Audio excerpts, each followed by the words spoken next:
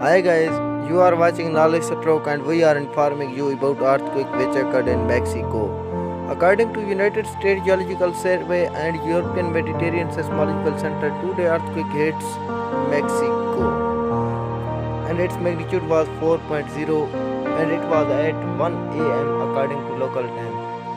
For more latest updates, please like, subscribe and share our YouTube channel.